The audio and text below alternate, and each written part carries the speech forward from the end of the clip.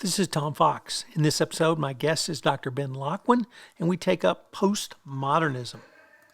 Hello, everyone. This is Tom Fox back again with fan favorite and my favorite, Dr. Ben Locwin. Ben, first of all, welcome back. Thank you, Tom. Pleasure to be here. Ben, we're going to take things in a little bit different direction today. You've been thinking and writing about postmodernism for some time, and I don't mean early 19th century or early 20th century art or music, but really more of a theoretical framework for thinking. And so I was wondering if we just might sort of explore that topic and see where we are today. So could we start off by, or could you rather start off by telling us what do you see as the definition of postmodernism? Yeah, good question. Thanks, Tom.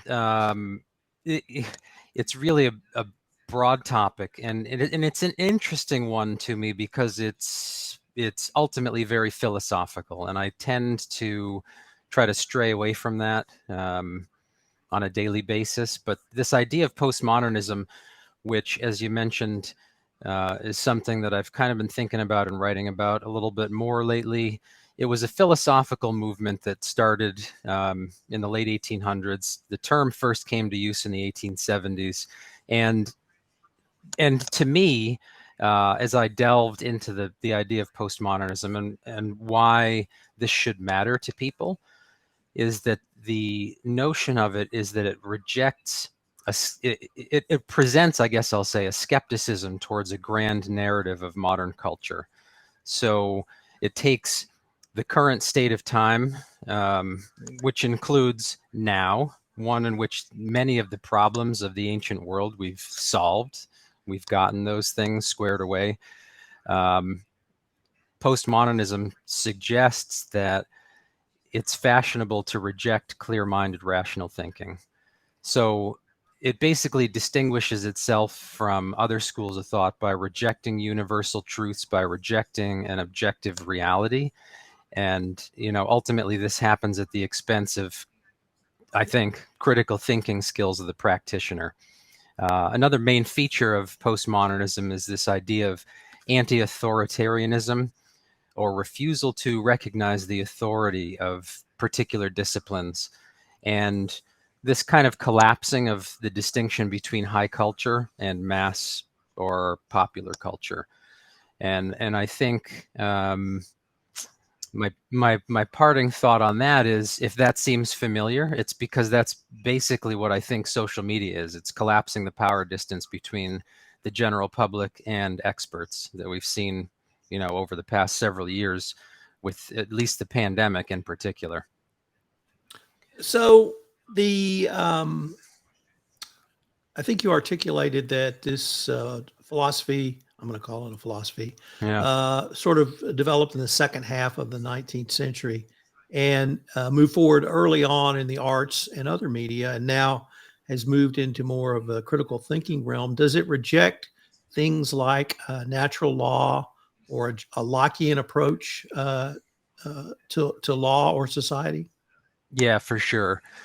There are several main tenets that it holds to be true, but a few that popped into mind is that postmodernism rejects as true the idea that there's an objective natural reality, which is a reality whose existence and properties are independent of human beings. They reject this idea as what they call naive realism. Um, According to postmodernists, the idea of objective reality is a conceptual construct and an artifact of scientific practice and language. Another feature is that it rejects the descriptive and explanatory statements of scientists and historians. That they could be objectively true or false, they deny the viewpoint, and they say, again, because we reject objective natural reality, there's no such thing as the truth. Another big one is rejecting the idea that through the use of reason and logic, that human beings can change themselves and societies for the better. This showed up a bit in the art movement as well, which I won't delve into because I certainly am not an art historian. But the whole idea of the Enlightenment, the postmodernists think, is just something that is faith in science and technology. And then, another of the main tenets is that they reject that it is possible, at least in principle, to create general theories that explain many aspects of the natural world. So they, again, deny that there are aspects of reality that are objective, that there are statements about reality that are true or false, that it's possible to even have knowledge about such statements, and that there are even objective or absolute moral values. So, with those, three or four kind of rejections of the things that I hold near and dear, it stands out to me as an interesting paradigm, because if I back up and say, well, how would that manifest? We live in a world of anti-vaxxers. We live in a world where people have believed, Kyrie Irving, for example, flat earthers, people who are voracious consumers of ghost haunting TV shows. So shows like Ghost Hunters, Paranormal Investigators, those are a few of the most popular shows on television. They pull in between 1.3 and 2.5 million viewers weekly in the US alone. And this fellow, Tom Nichols, wrote a great book called The Death of Expertise. And he addresses that situation within which we live, where the general public hates the idea now. It seems that there's a lot of hatred for this idea of expertise, and instead the public elevates things like social media opinion to the same level of truth as scientific fact. So it struck me in listening to that, or at least I drew the analogy to former Harvard professor Timothy Leary with drop out, tune in, and turn on, or drop out, turn on, and tune in. And many of the ideas that I heard you describe, Ben, were things that I heard in the 60s, but it was for a very different community. It was a community who rejected the values of their parents, rejected the values of the organizational man from the 50s, and really wanted to take society in a different direction. That is very different than this concept as has been embraced in this century. Would that analogy back to the 60s, do you find that to be valid, or was something else going on back then? Yeah, I think it's exactly the same thing. I think rejecting bureaucracy was something that sprung from the same point. And if you think about some of the diametrically opposed, we'll say, socio-political views now, whether something is enraptured in wokeism or not, really comes down along seemingly political lines. And it's almost like what you had mentioned with rejecting the bureaucratic movements and things, where I think there are these retro cycles where people who live in the current era, we're lavished with lots of knowledge and technology that we didn't have 30 years ago, 50 years ago, 100 years ago. It becomes fashionable to say, well, we don't really need those things, and probably the presumptions and paradigms people had weren't true, and maybe that's something that evolutionarily has been helpful to us. I mean, it seems to take us back, like take one step forward, take 2 or 3 steps back. But it might be something that, as a species, helps us we live in these retro cycles where, our children would reject the things that we held near and dear. Oh, that's what my parents did. We'll pave our own way. And that's what we did. Why would we want to do the things that our parents wanted to do? And, they did the things that they rallied against the things that their parents held near and dear. So I think, the behaviorally in society, there might be something to this idea of let's reject what previous generations have done and try to find out our own truths. The problem with that is that when you're coming up against an established body of scientific knowledge, and not that science can't change, to me, part of the paradigm of science is that it should continuously refine. But I think importantly, when we establish scientific facts, they're true whether or not you believe them. So many of the things that we've solved, the fact that smartphones work, the fact that we can put a space telescope 1 million miles from Earth in a stable gravitational point, those are things that we've solved and addressed. We understand them. So thinking that those are opinions and are something that even could be rejected, I think that's where the problem lies. John Adams once observed, I'll have to paraphrase it, but something like, facts are stubborn things, and whatever may be our wishes or inclinations or the dictates of our passions, they can't alter the state of facts and evidence. So, would this new framework be properly characterized as moral relativism, or maybe something more nefarious, such as doublespeak from George Orwell's 1984? Hmm. I think, yeah, elements of both. I think definitely relativism is something that pops up a lot in the postmodernist um, literature, I'll say, or the conversations that people have about how reality actually is from the perspective of the postmodernists. I think relativism for sure. I think by rejecting the things that we know to be true, there are, if not nefarious, at least pernicious elements to it that make it very difficult to get beyond where we are right now, because there are always those pieces of inertia, I'll say, right? The people who believe in the idea of relativism that holds us back from moving in more of lockstep in society with the things that, again, we know to be true.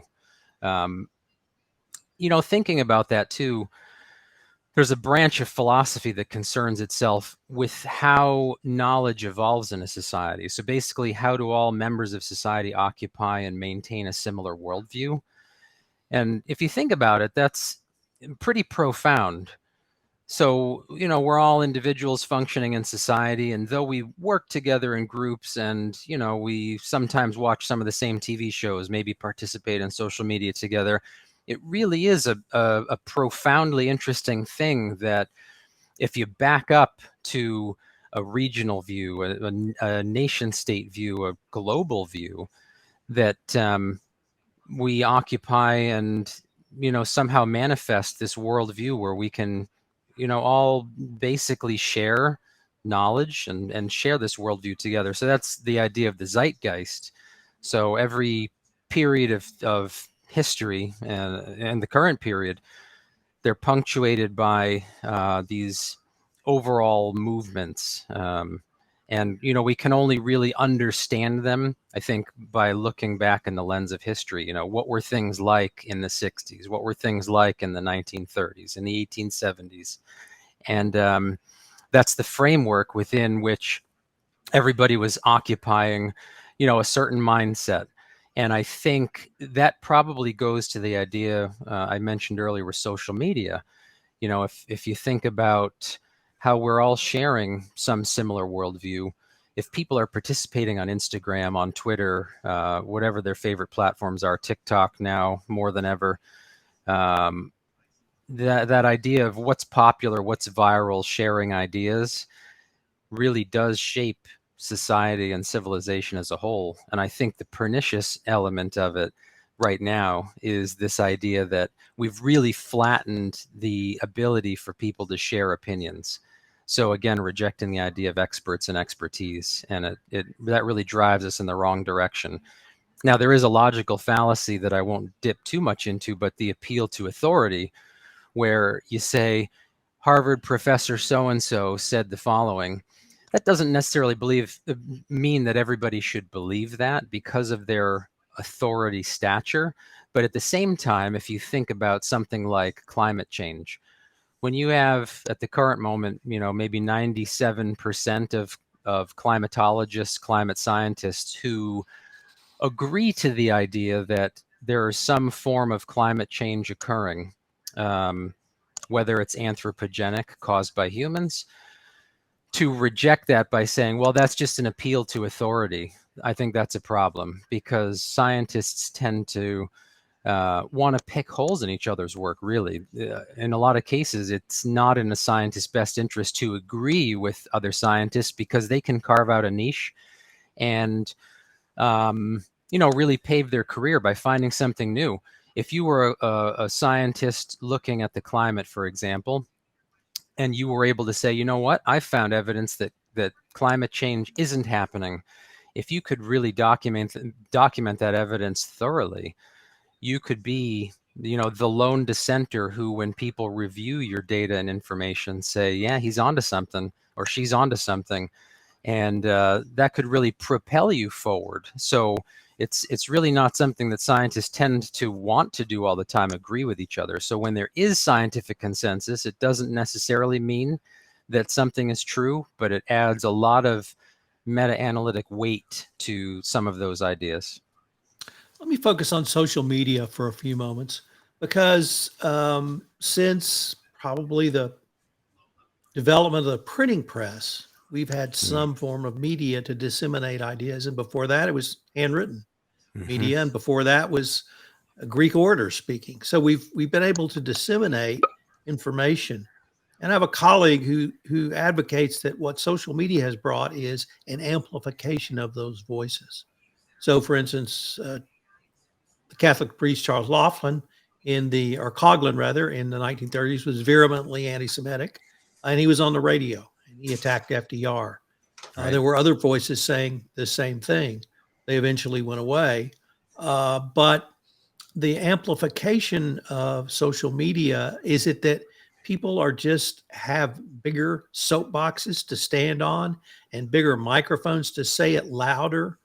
Or is it perhaps, I like your word pernicious rather than nefarious, pernicious because someone can really get lost in those rabbit holes and become radicalized in a way that they would have had to go to the library and researched before, and they wouldn't have taken the time to do that. Is it one or both, or maybe even something different?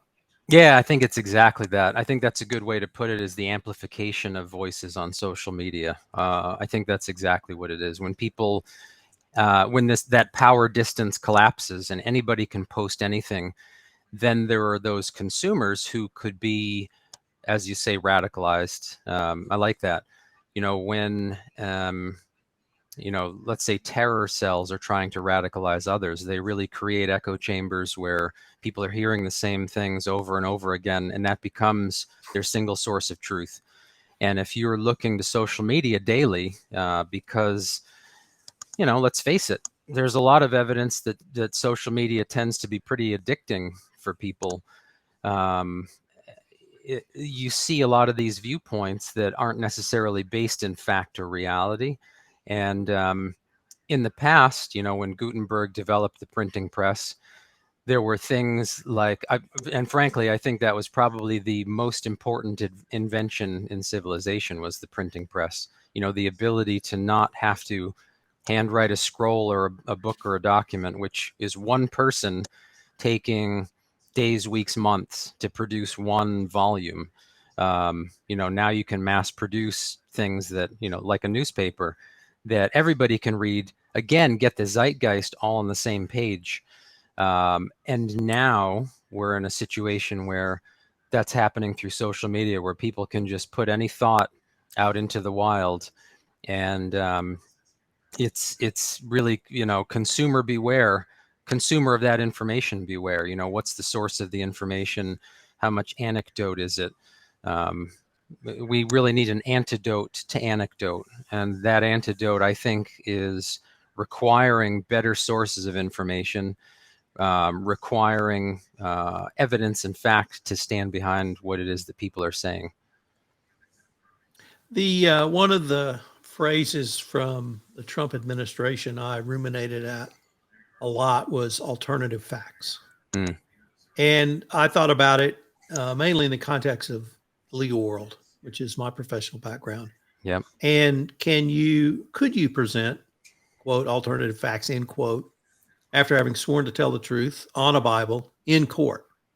And if you believe those alternative facts, would that meet the qualification for you to say that without perjuring yourself at trial? And I never came to a concrete answer on that. But is it alternative facts, or is it this bigger problem of amplifications and other issues? Yeah, the alternative facts wording is an interesting one. The exact same thing happens in medicine, where, as you know, there's a niche called alternative medicine. And I would argue that there really is no such thing as alternative medicine. when you have alternative medicine, it's just something that hasn't been rigorously trialed with the scientific method. And if an alternative treatment, not that they can't work, if an alternative treatment stands up to the rigors of clinical trials, of surviving in the wild and demonstrating actual assistance to patients, then it ceases to become alternative medicine, and frankly, it just becomes medicine. So I think the whole idea of alternative facts to me is the same kind of thing. There are facts which are supported by data and evidence, and then there are alternative viewpoints which are not facts at all. As you say, there could be people who swear on the Bible to not perjure themselves in court, and that brings up a whole other issue. Potentially those people are secular, and that gesture means nothing to them. And I think that it becomes, to some degree, you've got the defense attorney versus the prosecutor in cases like that, where they're each trying to poke holes in the other's arguments in order to exonerate somebody, for example. And when you're doing that, you're not, in my mind, you're not presenting alternative facts. You're either corrupting the facts and evidence that exist, or frankly, you're just lying.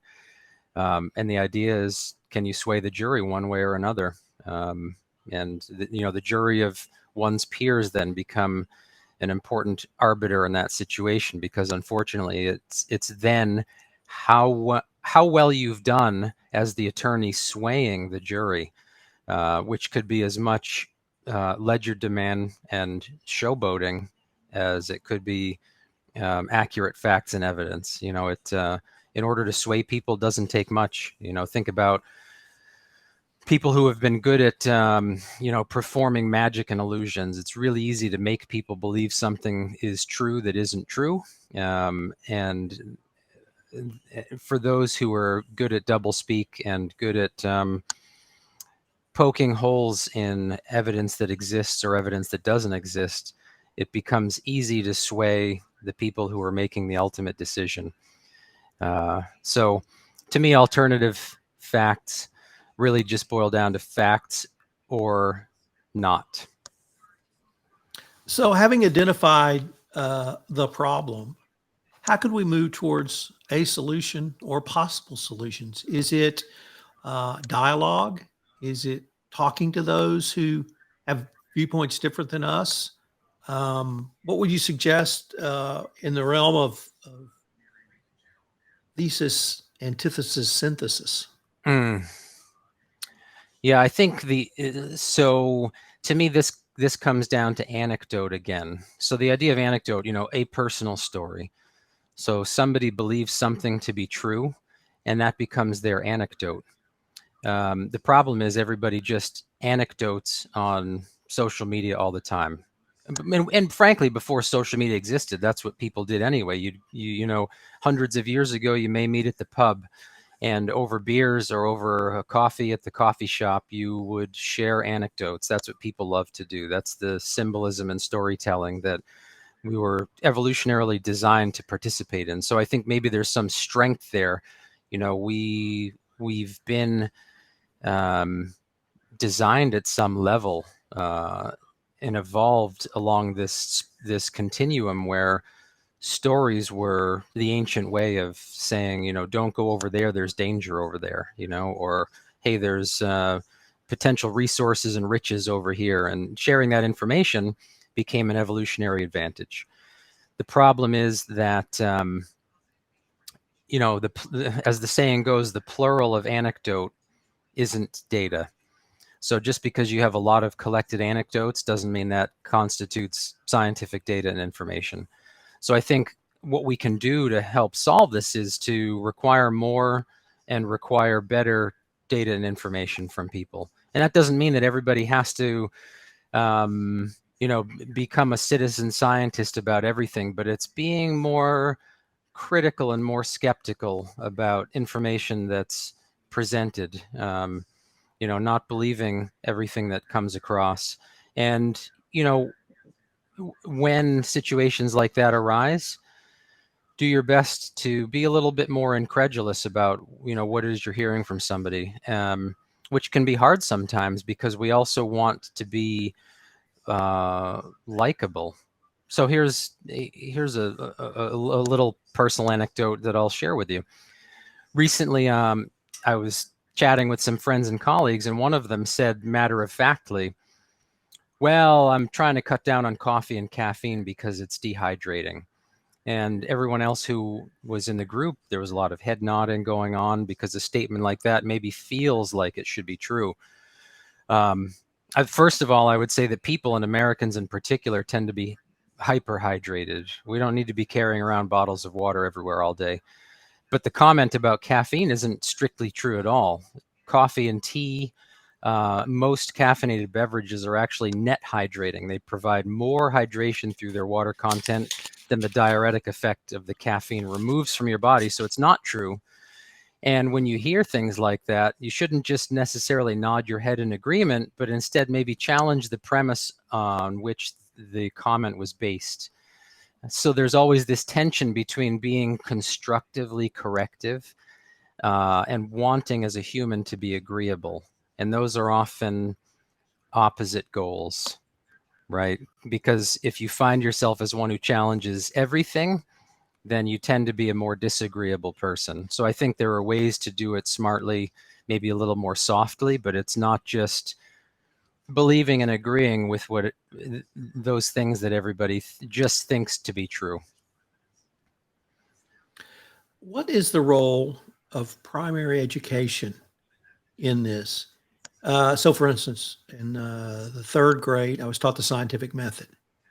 Is the teaching of that sort of rigor allow a child to have a basis to then move forward to other levels of more critical thinking, or would you advocate something else? No, I think that's exactly it. The idea of science being some vaunted thing. On one hand, I think it should be because it's the pillar upon which the best we know finds itself standing.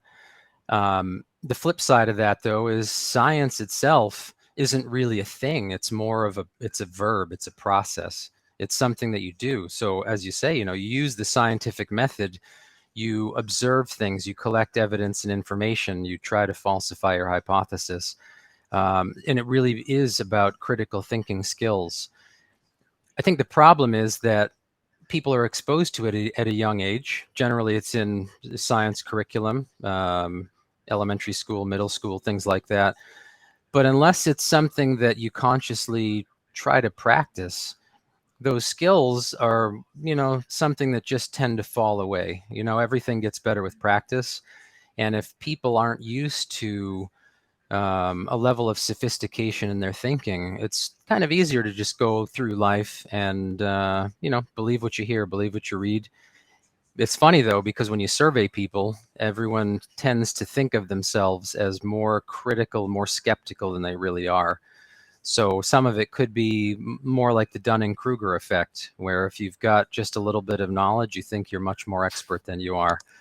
But I definitely think that it doesn't take much.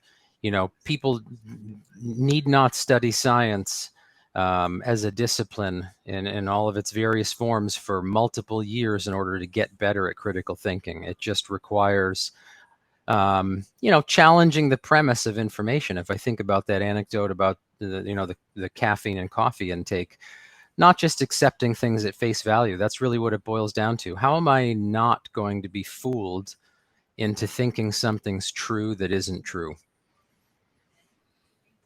So, Ben, unfortunately, we're near the end of our time for this episode, but this has been a fascinating exploration. I look forward to continuing this conversation with you. Thanks a lot, Tom. Appreciate it. I hope you've enjoyed this episode of Greetings and Felicitations, and I hope you'll join me again for our next episode. Greetings and Felicitations is a special production of the Compliance Podcast Network.